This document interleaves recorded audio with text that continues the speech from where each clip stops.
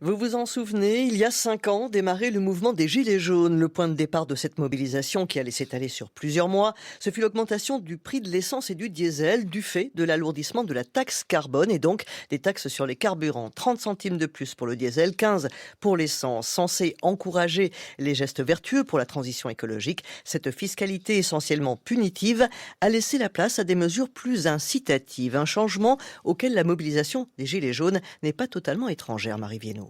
Le principe de la taxe carbone, c'est qu'en rendant les produits carbonés plus chers, cela incite les consommateurs à s'en détourner. Mais quand on n'a pas le choix de consommer ou pas ces produits, typiquement le carburant qui sert à se déplacer, que se passe-t-il ? On subit et on perd en pouvoir d'achat. C'est ce hiatus entre la théorie et le réel qu'a mis en lumière la crise des Gilets jaunes.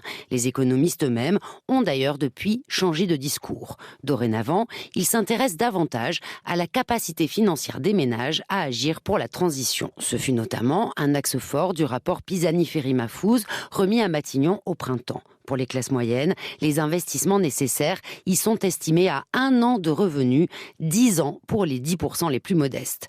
Insurmontable. L'État est donc bien sûr appelé à la rescousse et depuis les Gilets jaunes, lui aussi a changé son fusil d'épaule.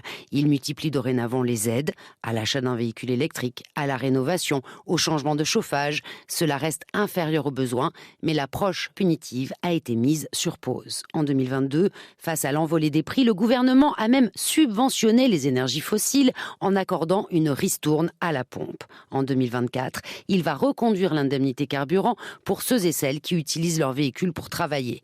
L'indemnité concernera même potentiellement 10 millions de Français au lieu des 5 millions prévus au départ, car elle a été étendue par voie d'amendement. De la taxe sur le carburant, on est donc passé à une aide et c'est clairement un legs de la crise des Gilets jaunes démarrée il y a 5 ans.